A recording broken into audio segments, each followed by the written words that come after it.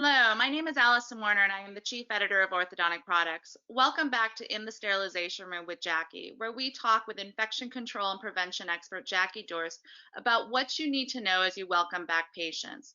We want to help you minimize the exposure to COVID-19 and establish best practices in your office going forward. For over 20 years, Jackie has been a consultant specializing in instrument sterilization and infection control and prevention in the dental setting. She holds degrees in microbiology and dental hygiene and has been a featured speaker at the American Dental Association and the American Association of Orthodontists. Jackie, glad to be back with you. Thank you, Allison. This is our fifth episode, I think, of In the Sterilization Room, right? Yes. Yes. Yeah, we've shared a lot of information Mhm. uh, in the previous four episodes, and I understand there was a comment after last week's episode. What was that comment? So we had a question or a comment about the use of dry heat sterilization for handpieces, which you talked about in the last episode. So I wanted to talk a little bit more about what is the proper way to sterilize handpieces. Well, when you related the comment to me last week Mhm. afterwards, went back and did my due diligence research, and I researched two different avenues.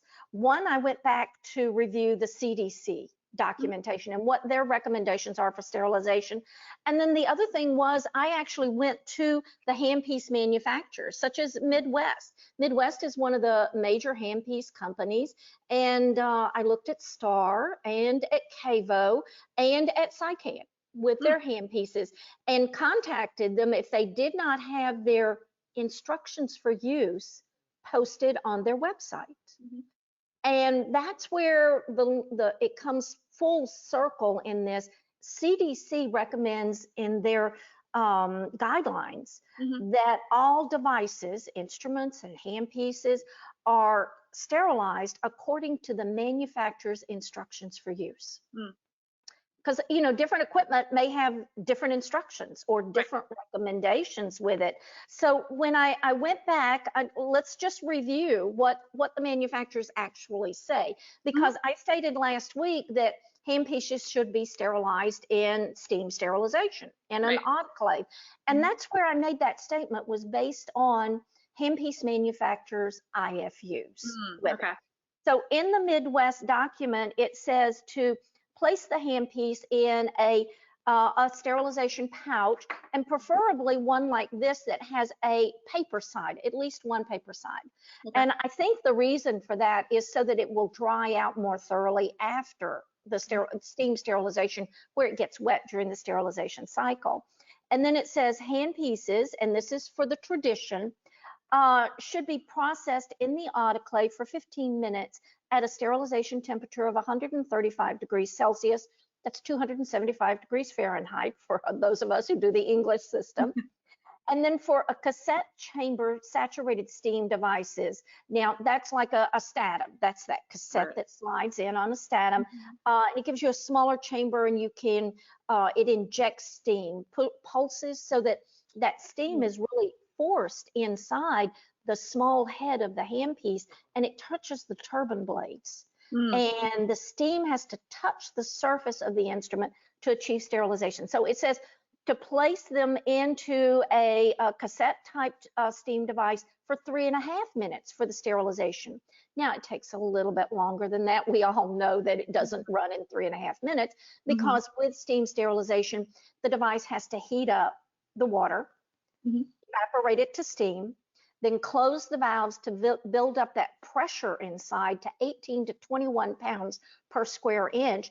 And then it allows for thorough penetration throughout the entire load of the sterilizer, depending Right. on how large the sterilizer is. And then following up specifically after it gives these parameters, the manufacturers, Midwest instructions for use, say steam sterilize only. Do not use other means such as dry heat and chemical. Mm. So, their studies and their approval from the Food and Drug Administration, where the FDA gave them a 510K Right. approval, and that's for all medical devices, that Mhm. this is the way to properly either disinfect or sterilize this medical device, that it will safely provide care for the patient do no harm to the patient, and perform in a way that is safe for us as the operators also. Mhm. So CDC is real specific about those using those manufacturer's instructions for use, Allison. Mhm. Where can orthodontists find that information from the CDC? Well, we've talked in previous episodes about getting a copy of this CDC guidance, basic Mhm. expectations for safe care. And when you do download either a digital copy or acquire a printed copy on it, then on page 14, each topic includes this blue box. Let me see if I can get it up close for everybody to see. And this is recommendations for sterilization and disinfection of patient care devices in dental settings. Now, the blue box is like the bullet points Mhm. underneath that topic, whether it's PPE or hand hygiene or sterilization. But number 2, under the 5 bullet points, it says to clean and reprocess all reusable equipment according to the manufacturer's instructions. Mhm. And that's where we get to those IFUs, instructions for use, or you may hear other consultants, speakers refer to them as MIFU, manufacturer's instructions for use. Mhm. And it says if the manufacturer does not provide such instructions, the device may not be suitable for multi-patient use. Mm. So if we don't have any instructions for it, it could be single-use items. Yeah. And then A under it, CDC even goes a further step and says the manufacturer's instructions for reprocessing reusable instruments should be readily available, ideally in or near the reprocessing area. Well, what that means in plain language is that we should have these manufacturer's instructions for use in the sterilization room. Mm. That Okay. way, the orthodontic assistant, the sterilization tech, if anybody has any questions about, oh, what's the correct way to sterilize this handpiece, then you can go to the IFUs. I'm going to Right. give you a real life example quickly, Allison. I Mhm. was in an ortho office, I'm just going to say in the Northeast, and the doctor had invited me in to do a sterilization tune-up. And this was an exceptional orthodontic practice.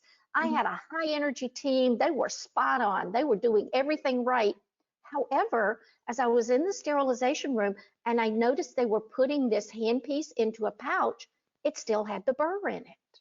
Mm. And I go, well, wait, aren't you supposed to take the burr out? I thought it was just a one-time oversight. They said, oh no, we're supposed to leave the burr in it when we sterilize. And I go, are you sure about that? And they said, oh yes, that's what Rhonda told us. I said, I don't quite understand why Rhonda told you that. Could I speak to Rhonda? She retired 5 years ago. So the team was still going on what Rhonda had told them. And I said, well, do you have the manufacturer's instructions for use? And they said, oh no, we threw all of those papers away and cleaned out that drawer before you came because we wanted everything to look really clean. And I said, okay, maybe, let's see, at lunchtime, can you get on the computer and see if you can download the IFUs for your handpiece? Mhm. Well, at lunchtime, they downloaded the IFUs and then they came in and they go, you're right. We're supposed to remove the burr before we autoclave the handpiece. Mhm. Now, the reason for that is if you take the burr out, then the steam can get inside the head of the handpiece and touch those turbine blades. And the potential for wicking up the burr during patient care, they could have saliva or blood in there. Now, we clean it by purging it with air before we sterilize it, but also that steam has to get inside the head. And if they left the burr in, it blocks the steam Mm. from entering inside and touching those turbine blades. So sterilization is complex, Allison. There are a lot of details that sometimes we've taken too casually and Mhm. haven't researched all those details. It's important to have the MIFUs or IFUs available in the sterilization room. Maybe they have a 3-ring binder and Mm. they put all of these instructions or download them and have them in a book because we have new team members coming in there and we have new equipment. We Right. need the MIFUs for the cure light, for the handpieces, for the instruments, for all of the devices that we use when we're caring for patients. Yes, definitely. And it's probably more important now to make sure they're doing the Oh yeah. sterilization correctly. Right. Yes. Well, Yes. you talked a little bit earlier about sterile packaging. Any other recommendations from the CDC on the sterile packaging? Well, it is important to even use the sterile packaging properly. Now, we talked about these pouches, and of course, there's CSR wrap, Central Sterilization Room wrap, that's used to wrap cassettes. Many of the listeners are probably familiar with that blue paper. They wrap a cassette in and they seal it with autoclave tape. So that's the sterile packaging, and instruments should be wrapped before they go into the sterilizer, sterilized, and then remain packaged until used with the patient so they don't get contaminated by aerosols or microorganisms that can be in the air. But it's important to load these pouches correctly. There's a correct way and there's a wrong way. And I frequently will see, again, because maybe Rhonda told them, the wrong way. And I'm just going to hold up to the camera real close. Can you see that pink dot on the outside of this package? Yeah. And then there's another pink dot on the inside of the package. That one on the outside is referred to as the external chemical indicator. The one on the inside of the package is the internal chemical indicator. So the steam enters this package through the paper side. And as we've talked about, steam has to touch the surface of the instrument to achieve sterilization. But how does it get into this paper and plastic? The paper fibers expand during steam exposure and allow steam to go inside the package. At the end of the cycle, the paper fibers contract, and when the paper is dry, then it seals out any microorganisms getting inside.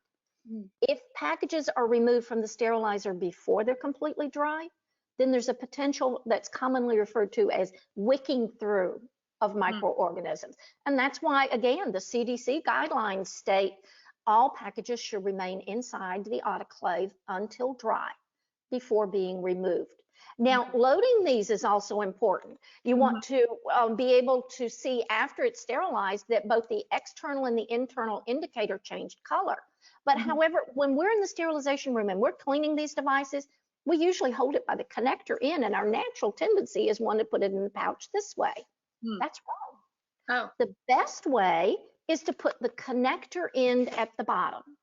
And then the next important thing is to remove the adhesive and always fold on what is referred to as the perforated line. When I fold on the perforated line, can you see how I get a complete seal between that paper and plastic? And now, after the device is sterilized, the connector end is at the bottom, and there's a thumb notch there for opening the pouch. So normally, I would come with the thumb notch, and once the pouch is open, it reveals the connector end.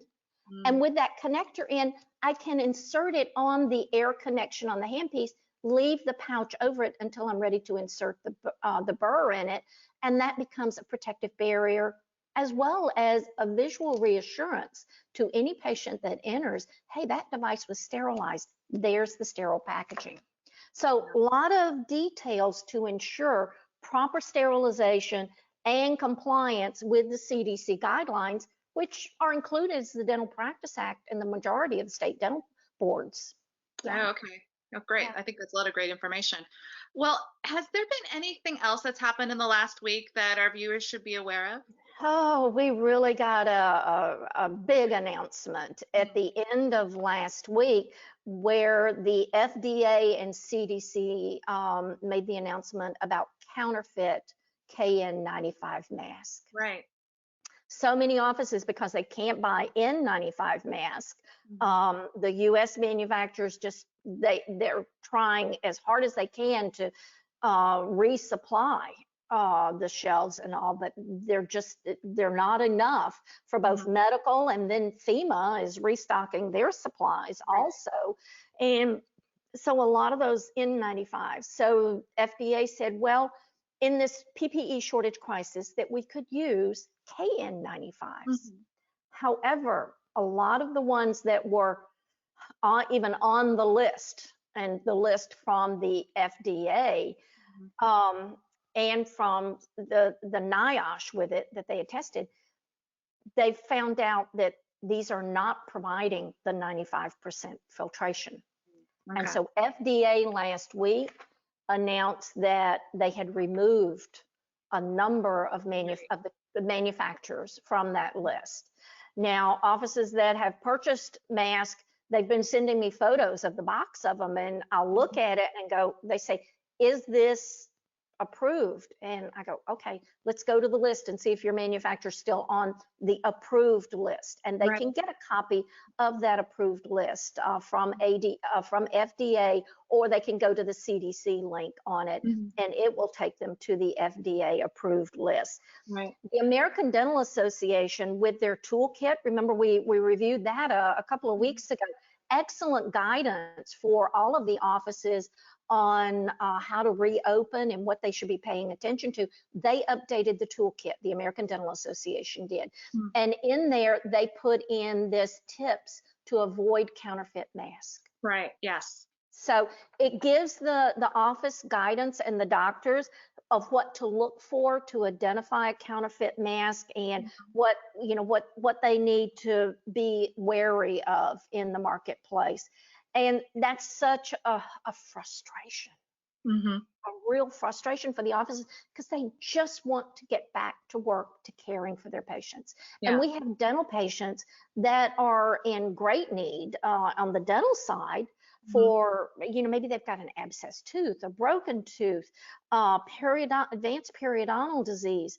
And not seeing those patients leaves them without care and in pain. And the same thing on the orthodontic side. Yeah. We have patients in active orthodontic treatment that the orthodontist needs to see at this time. Mhm. If they have a palatal expander in there, or they're actively moving, then we can't leave that patient without care. So we need to get back to seeing both emergent and urgent patients and our routine patient care with it. So, and we just want the right protective equipment Yeah. for doing that. So to receive this, that there are fake masks out there, counterfeit masks that are not providing safety for the orthodontic assistants and the orthodontist, and we especially need these N95s during aerosol generating procedures.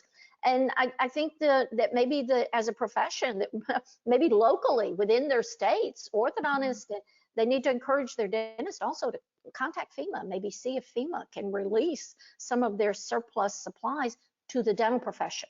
Mm. They've released them to the medical profession Right. somewhat, but we need to include the dental profession in that request for urgent needed PPE and Yeah. 95 respirators. So it was a challenge last week, and we're learning more information this week. Lots of new coming out. So that may be our topic for next episode. Well, I think this is great information for our viewers. Jackie, thank you. You're welcome. Great. And we will be back next week for the next episode of In the Sterilization Room with Jackie. If you would like to view previous episodes or to get the latest orthodontic industry news, please visit our website, orthodonticproductsonline.com. We are here to help you get back to work. Until next time, take care and stay safe.